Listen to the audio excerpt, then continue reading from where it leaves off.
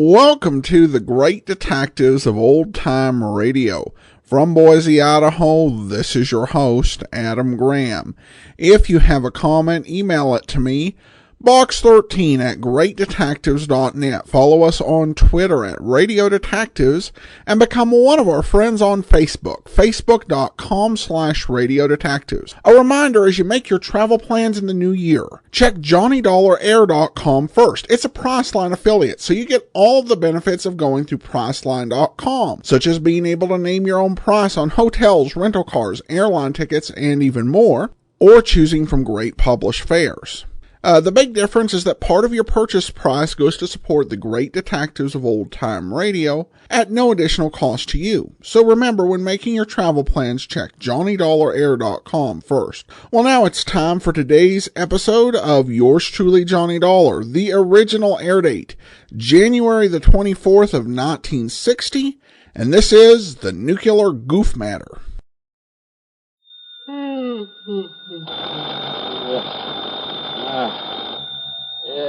Just Johnny Dollar. We're all clear, Johnny, because I've assured them that you have more than adequate federal security clearance. After all, you were permitted to investigate that missing missile matter.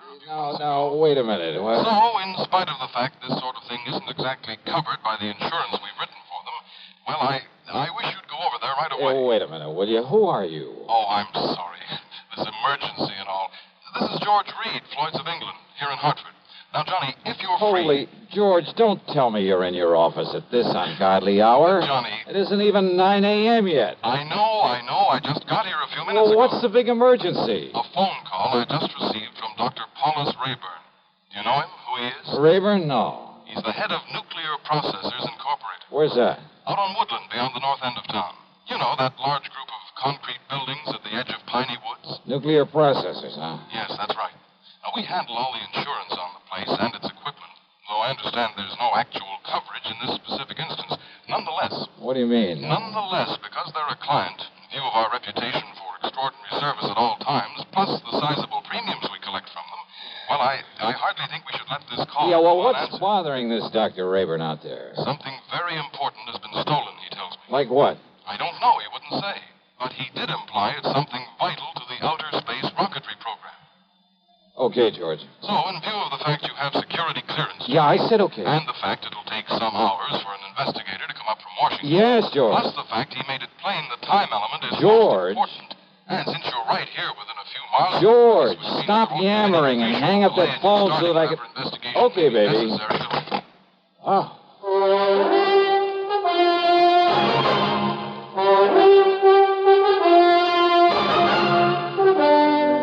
CBS Radio brings you Bob Bailey in the exciting adventures of the man with the action-packed expense account, America's fabulous freelance insurance investigator. Yours truly, Johnny Dollar. And now, Act One of yours truly, Johnny Dollar.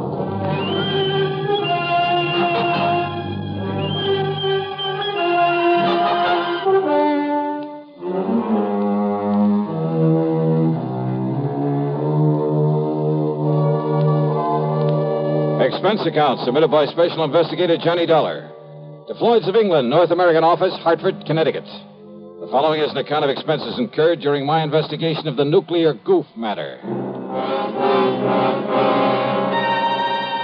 Expense account item 1, 40 cents for some coffee and a couple of soggy donuts along the way during my drive out to Nuclear Processors. A tall, heavy wire fence surrounded a group of squat, windowless buildings, partially hidden by the huge oak and fir trees of Piney Woods. At a sort of glorified sentry box beside the gate stood not one, but 3 armed guards. One of them was chewing out the other 2. But he stopped long enough to look over my credentials, make a phone call from inside the sentry box, then open the gate for me. He directed me to a big steel door in the otherwise unbroken face of one of the nearby buildings. There, after I'd parked my car, another guard took me inside. He led me through a perfect maze of long, narrow corridors with heavy wooden doors at the sides, all of them closed. From somewhere in the building came the almost ominous hum of machinery. Big, powerful machinery. Or maybe I felt it rather than actually heard it. Finally, we came to a door with a single name Rayburn on it.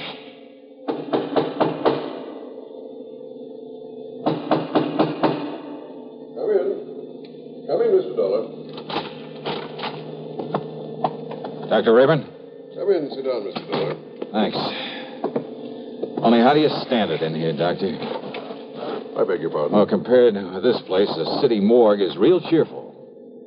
I'm afraid these buildings were put here not for decoration, but to carry on the very important scientific work we have undertaken. Yeah, something to do with rocketry, I understand. Partially. And does that mean space probes, lunar shots, atomic missiles, and so on? Yes, something of the sort. Now, the time is of the very essence, Mr. Dollar. I take it Mr. Reed of Floyd's of England was somewhat vague about why I asked for you? Oh, that's the understatement of the week. But he told me something's been stolen. Yes. A minutely small quantity of a highly radioactive substance that is vital to a new concept in cyclotrons. That is to say, atom smashers. Oh, something like radium or uranium or strontium or... Yes, something like one of those elements. The point is that outside of the protective paramagnetic field in which we keep it here, it can become dangerous. Terribly dangerous. Within a matter of hours. Oh, how dangerous? The tiny amount in the container that was stolen. That container, made of lead, is no larger than this book, by the way. Well, Dollar, although its chain reaction is limited, there's enough in that container to wipe out a small city. But you said within a matter of hours, Doctor. The chain reaction could begin in anywhere from 4 to 6 hours from the time it left here, depending on temperature and whatever shocks and vibration to which it might be subjected. Then unless it's found, brought back here. Exactly. That is why I was afraid to wait for the men to get up here from Washington. But you have told them about this. I've told them everything. They promised to have men up here immediately. Do you know exactly when the stuff was stolen? It's now 9:34. Yeah. Dr. Rallinoff left here with this material at exactly 7:46. Rallinoff? Dr. Igor Rallinoff, the man who stole it from us. But if you know... If only he knew the terrible potential destructive power of this thing he's carrying about with him. You must find him, Mr. Dollar. It must be returned to us before it's too late. Here's Hollywood star Mona Freeman. Who feels like acting with a miserable cold? I relieve cold distress the fast way with 4-way cold tablets. Yes, tests of all the leading cold tablets proved 4-way fastest acting. Amazing 4-way starts in minutes to relieve muscular pains and headache, reduce fever, calm upset stomach, also overcomes irregularity. When a cold strikes, do what I do. Take 4-way cold tablets. It's the fast way to relieve nasty cold distress and feel better quickly. 4-way, only 29 cents. Now, here's a word about another fine product of Grove Laboratories. Does dandruff dull your hair, leave scalp itchy? Get Fitch Dandruff Remover Shampoo and get rid of unsightly dandruff in 3 minutes. 3 minutes with Fitch regularly is guaranteed to keep embarrassing dandruff away forever. Apply Fitch before wetting hair, rub in 1 minute. Add water, lather 1 minute. Rinse 1 minute. Every trace of dandruff goes down the drain. 3 minutes with Fitch, unsightly dandruff's gone. Fitch can also leave your hair up to 35% brighter. Fitch Dandruff Remover Shampoo. And now, Act 2 of yours truly, Johnny Dollar and the Nuclear Goof Matter.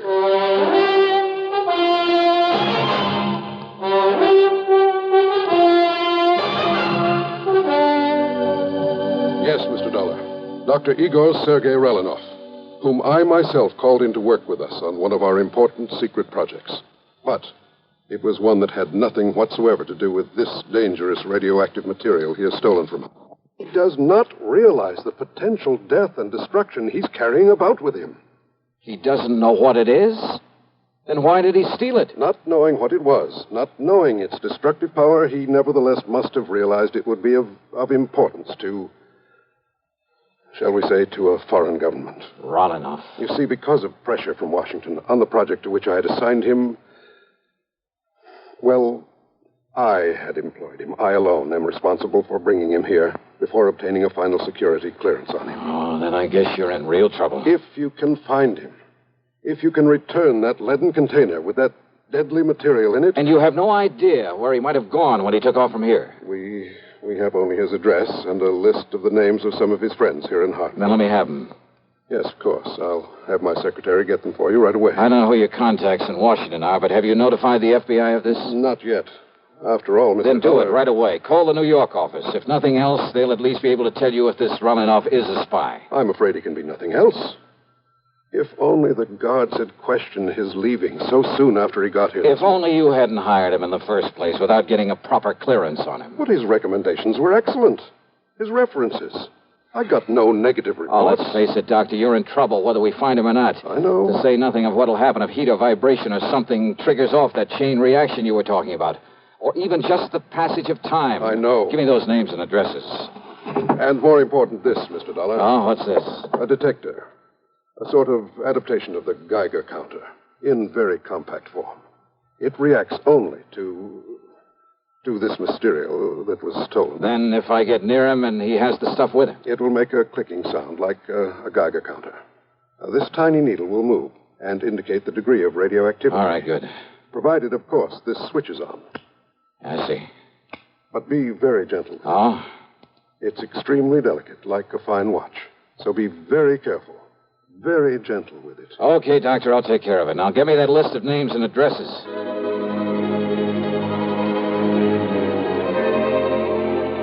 Expense account item 2420 for a tank full of gas, and I really stepped on it getting back to town. The delicate little instrument on the seat of the car beside me. Simple-looking device. A tiny metal box with a switch on the front, a dial on the face of it with a needle pointing at 0. Even when I turned on the switch. Even the radium on the dial of my wristwatch got no response from it. I decided to go first to Rolinoff's address, way the other side of town, south of Colt Park. Then it suddenly occurred to me that in all the rush, I'd failed to get a description of the man I was looking for, or even a photograph of him. Oh, sure, with a name like Rolinoff and a scientist, it wouldn't be too hard to picture him mentally in a general sort of way. And if there was a landlord or landlady at the place he lived, even a neighbor, I could get all the description of him I'd need. Nonetheless, within a few blocks of the place, I decided to stop somewhere and telephone Dr. Rayburn. You know something? That decision got me nothing but trouble and delay. At the next corner was a drugstore. I knew there'd be a phone booth. I watched a bus pull away from the corner, then drove in to park, not seeing the young fellow who just stepped off the bus until it was too late. Good Lord, I've killed him.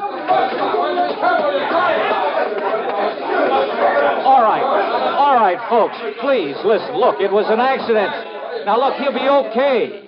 Come on, help me, somebody, will you, please? Pick up his bag there, and I'll get him to a hospital. Help me, will you? Here, I'll help you, mister. You think he's still alive? Yeah, he's still alive. He'll be all right. Please, open the door for me. For sure.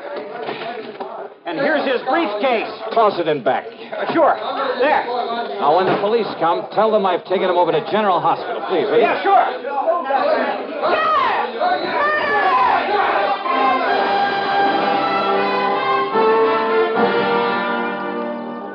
The nice-looking young blonde fellow I'd struck down was still unconscious when I got him to the hospital, but apparently had no broken bones or internal injuries. I showed my credentials, told them to notify the police of what had happened, that I'd be available whenever they wanted to question me. I told them to give him the best possible care, that I'd foot the bill.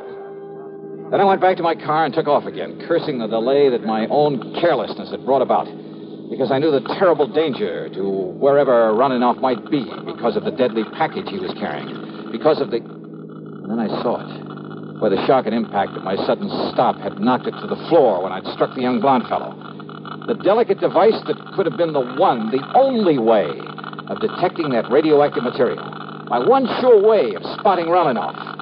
It was ticking merrily away. Switch on or off, it didn't make any difference. Ticking away. Broken. Utterly useless.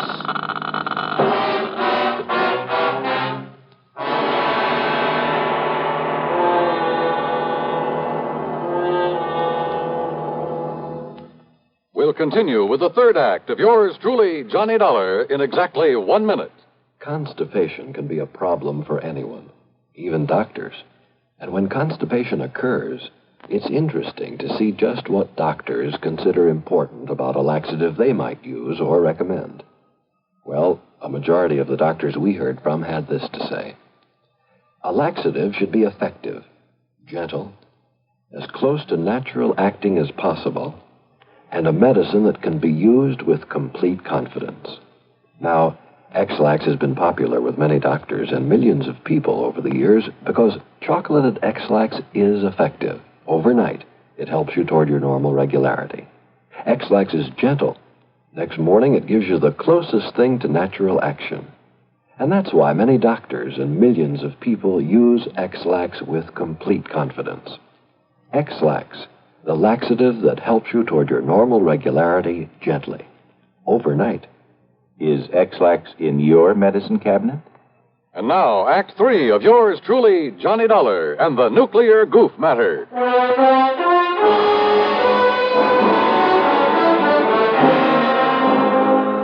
Driving fast, but a lot more carefully, I went to Rolinoff's address. On a nondescript sort of side street, it turned out to be a rather cheap-looking rooming house. Hardly the kind of place you'd expect to be the residence of an important scientist. But it was the address Dr. Rayburn had given me. And if I could find there some clue as to where he was, where he'd gone. Oh, come on. What's the matter with you? This door ain't locked. Listen, ma'am. You Mr. Parker, the man that telephoned? Parker? No, listen. Dr. Rolinoff's room. Room? Oh, he's got 3 of them, regular apartments. Yeah, where? Only you won't find him there. Not him, anyway. Where, I said. Please, come on. Well, it's up on the 3rd floor. Okay, thanks. That's the whole floor he has. Okay. Who are you? What do you want, anyhow?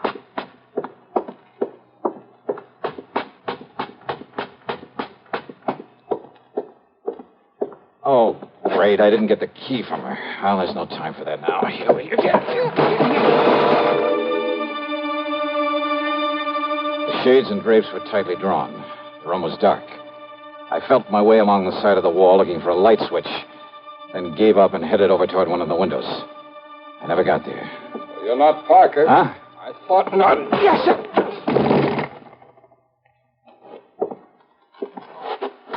No bag with you, so you aren't Relinoff either. Okay, then, buddy, let's have some light in here and see who you are. If you're one of his pals, come here to... What? Oh, no, you can't. Oh. Brother, you certainly look like... Now, maybe you got some identification. Yeah, this card case of it. Holy smoke, it is. Now, you just look at here, mister. When I let you in here, you Sir, didn't say will you anything listen to like me? this was going to happen. I haven't got time to explain. Just get me some water and a towel and a washcloth, please. Go ahead. You listen here. Will you please do as I tell you? Now, go ahead. Sir. Johnny.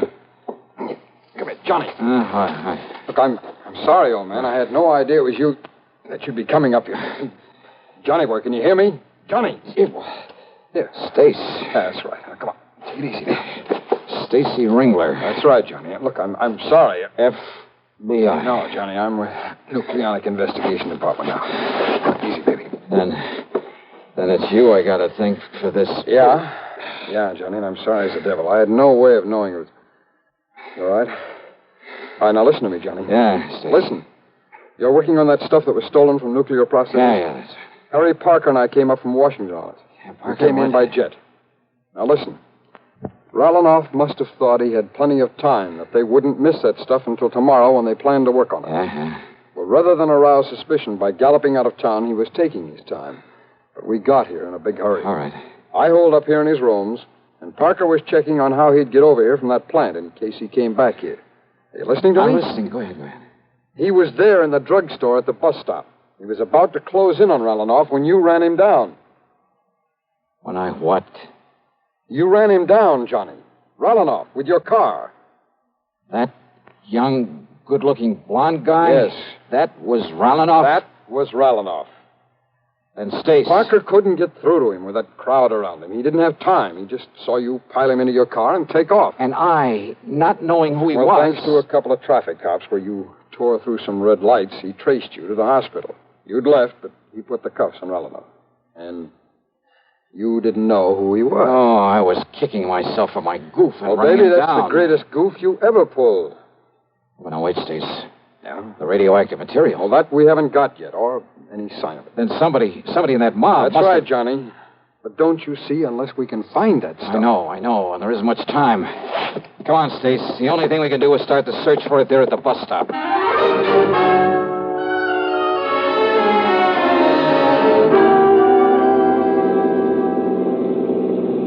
Johnny, unless we can locate every one of the people who were there. And Parker said there was a big crowd by the time he got out of that drug...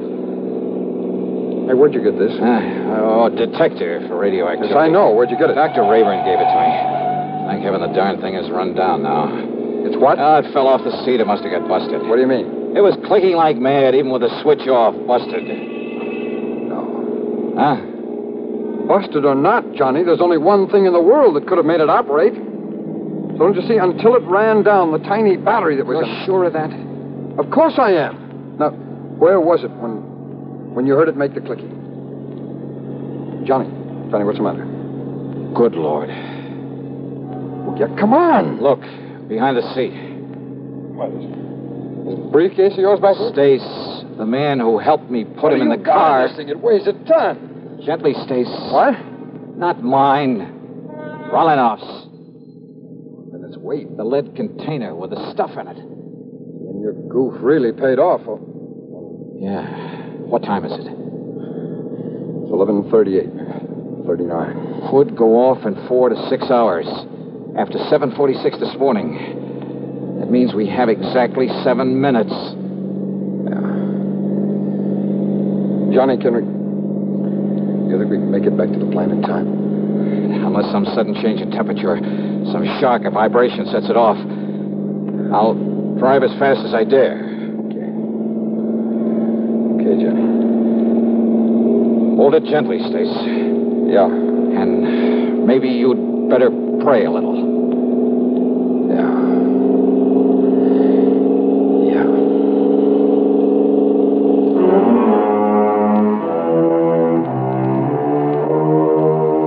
So, by some miracle, we made it. But only seconds before that tiny mass of nuclear destruction was due to become critical. Yeah, we made it by the skin of our teeth. But after all, what more could you ask?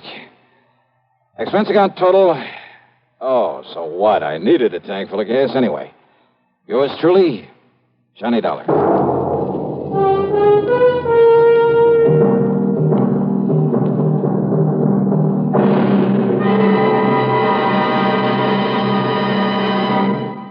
Now our star has a word or two for you about next week's show. Thank you, Daniel. You're a good man. Well, thank you, Johnny. We're going to miss you. Next week, well, let's face it. The case I have to work on has more twists and turns and angles than anything you can imagine. It's called the merry-go-round matter, and believe me, the name fits. It all starts out with the loss of a valuable object of art, but from the collection of the wildest, most unpredictable old character I've ever known. What's more, he has a friend along, another character, just to complicate matters. And I'll tell you this, you'll get more than one shekel out of the whole affair. So join us, won't you? Yours truly, Johnny Dollar.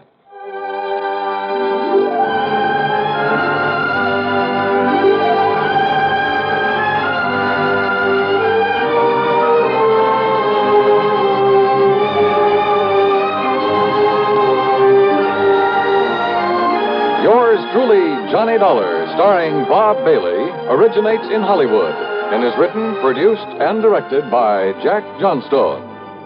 Heard in our cast were Virginia Gregg, G. Stanley Jones, Bartlett Robinson, Sam Edwards, and Stacey Harris. Be sure to join us next week, same time and station, for another exciting story of yours truly, Johnny Dollar.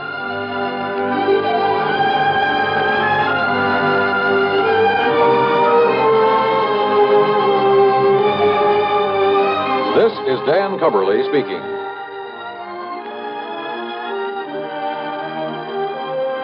This is the CBS Radio Network.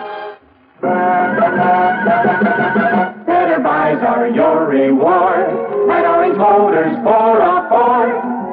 Get your orange guarantee from the largest dealer in Albany. In the heart of Auto Row, Orange is the place to go.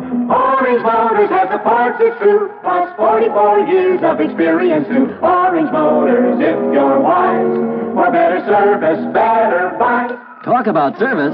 Do you know about Control Tower service? Come to Orange Motors, 799 Central Avenue, and see the most efficient automobile service department in eastern New York. 44 years of experience. Get quality work and get it fast at Orange Motors, 799 Central Avenue, Albany. Better Ford buys, used or new, at 799 Central Avenue. Orange Motors, if you're wise, For better service, better price.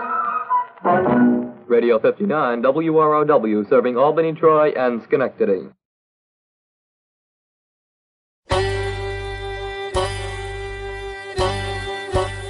Hi, this is Andrew from OTRWesterns.com. I wanted to invite you to come take a look at our site where we put out podcasts of old-time radio westerns.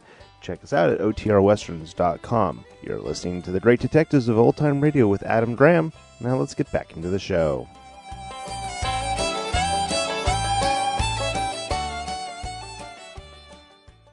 Well, all around, a kind of scary incident. I think Johnny was absolutely right that the facility made a horrible decision to hire this Romanoff without first checking into his background. That's a really good idea when you're keeping materials on site that could wipe out the entire city. And of course, the way it's solved can't be all that reassuring either. The only reason that Johnny was actually able to solve this case is that he accidentally ran into the person who was carrying the nuclear element. And they're very fortunate that when Johnny hit the guy with the car, that the bomb didn't go off then and there. So overall, this is an amusing case that could have turned out to be quite tragic. And I think skipping the expense account on this one is kind of a, well, at least I'm alive. I think that will be my big payoff on this one. I'd like to think that even in 1960, security wasn't quite so lax at real-life nuclear facilities, particularly with not having anyone who could investigate on site and having to rely on an insurance investigator who really doesn't know anything about this sort of thing. All right, listener comments and feedback really quickly. We turn to listener comments and feedback, and we have a comment from Joey, who posted on Facebook regarding the evaporated clue matter, and says, now that was great detective work. Details matter. Indeed they do, and that was definitely a solid mystery. All right, well, that will actually do it for today. Join us back here tomorrow for Dragnet. Next Friday, another episode of Yours Truly, Johnny Dollar. In the meantime, send your comments to box13 at greatdetectives.net. Follow us on Twitter at Radio Detectives, and become one of our friends on Facebook,